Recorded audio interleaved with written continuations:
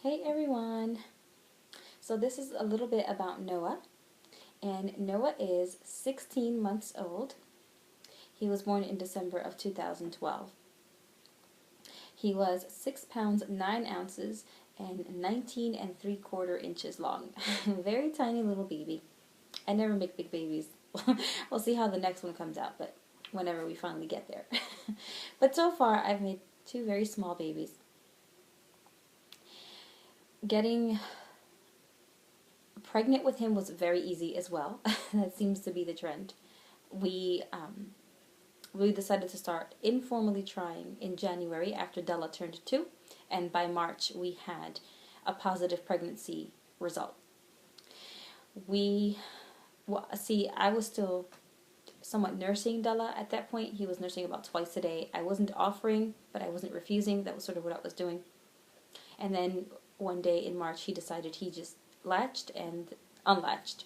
He took a sip, I guess, and just didn't want any more.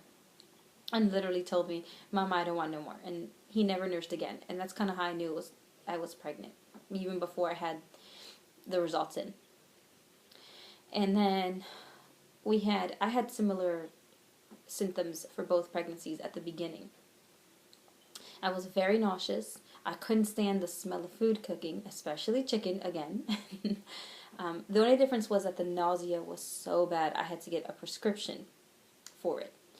And unlike with Della, where I felt him move at 16 weeks, I felt Noah move very early. And I was 11 weeks pregnant when I felt him move. And it caught me off guard because I was not expecting to feel him so early. And other than that, it was pretty normal until about midway through the pregnancy. And then there I found out I had gestational diabetes. And we had to use diet control to keep it managed. And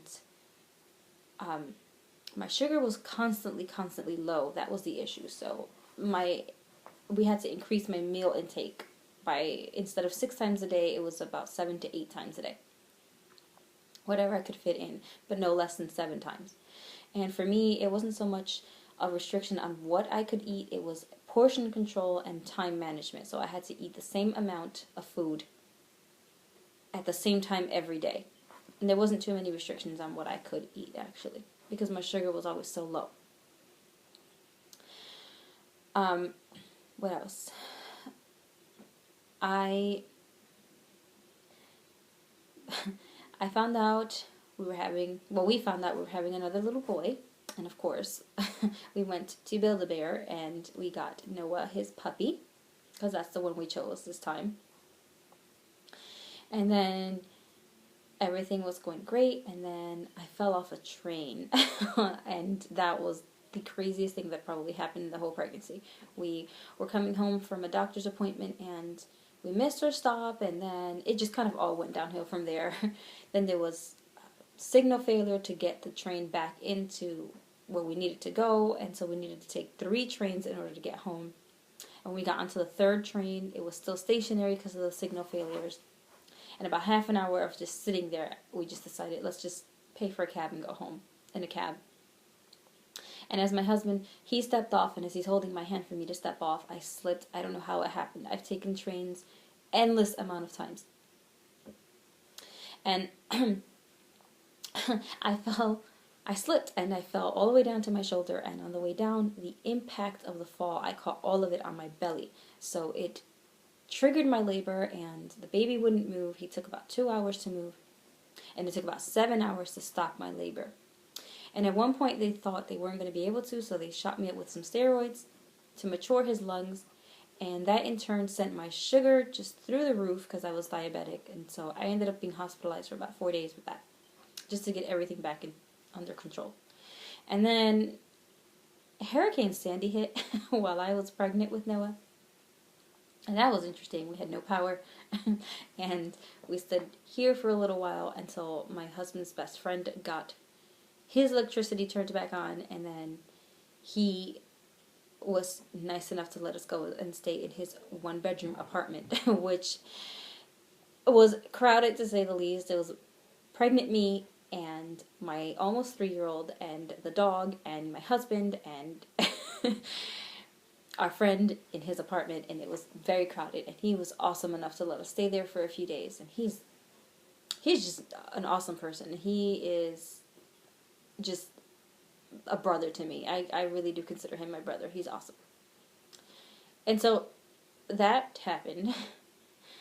And then after, I guess, the fall, I don't know what it did, but I know that for about a month before I gave birth, I was constantly, my labor would seem to be starting up, and it would be getting this really good rhythm, and then it would just stop. And then I eventually had to end up being induced anyway, because I made it to my due date, and once you're diabetic, you can't go past your due date. So actually, I made it to the day before my due date, because they induced me the day before I was due. And that was around 9 in the morning. We started the induction, and after 3 hours of being in serious pain because of the Pitocin and being stationary at 3 centimeters, I opted for an epidural again. No other medications, just the epidural. I didn't take anything in the IV, no other sleeping medications or anything, just the epidural. So I was fully functional, but I just had an epidural. And an hour after I got my epidural, just about an hour, maybe a little less, I was pushing because I was already ready to go, and it took about 20 minutes for pushing, and he was out. And the experience there was much, much more different than when I had Della, because the hospital I delivered Noah in was the one I originally wanted for when I was going to deliver Della.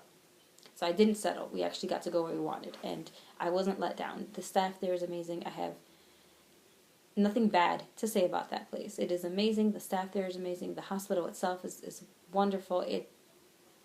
My obstetrician, of course, was different this time, and the staff there and my obstetricians, they were amazing. They even arranged for a private tour of the maternity ward, and I met with the director of the maternity ward at the hospital, and the experience was just absolutely amazing. And nursing Noah was actually a lot easier because I didn't have to deal with being separated from him the way I did with Della, and so nursing him was just so easy. Whereas with Della, it was a challenge he was about 4 months old when I finally was able to stop pumping and just finally be able to breastfeed him without having to pump and deal with all that mess.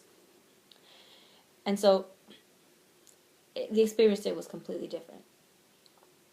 And so yeah, Noah is this very loving, and he's not nearly as energetic as his brother. He's actually much more laid back.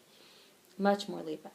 Easygoing, very loving, very friendly, all about giving hugs and kisses to everyone. And he loves to play pretend, and he loves to make music and dance, and loves musical instruments, and he takes the puzzles, the little chunky wooden puzzles, and rather than using them the way they're supposed to be, he'd rather take the chunky pieces and clang them together to make music and dance to it.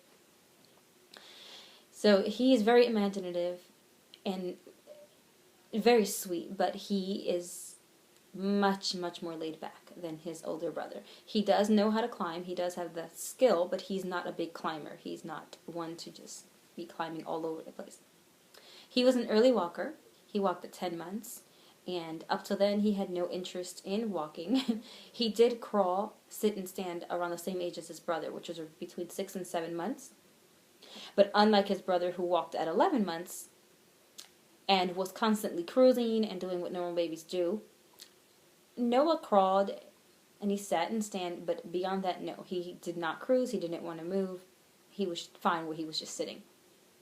And one day, at 10 months old, he just popped up and just kept walking across the living room, and that was it. He just kept walking from there. He is missing a few of his teeth, not many, but a few of them, and he actually got his top front teeth first before his bottom teeth. So it was kind of funny to me. He started teething around 6 months, which I know is normal, but for me was late because I was used to Della, who started teething at 4 months and finished even with his molars, which is crazy, at 12 months. Noah is still getting some of his teeth in, so he's a little bit more on the normal range for getting his teeth in.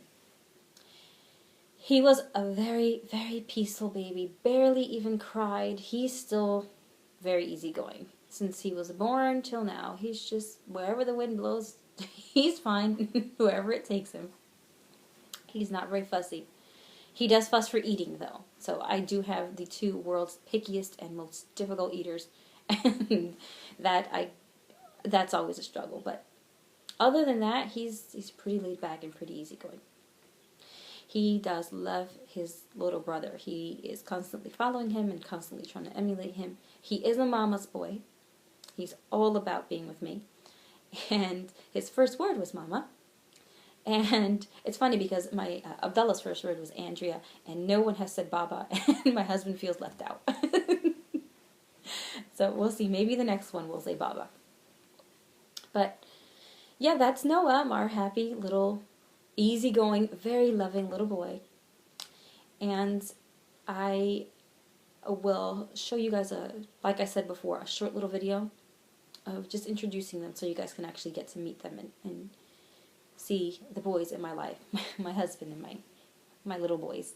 So I will see you guys next time. Thanks for watching.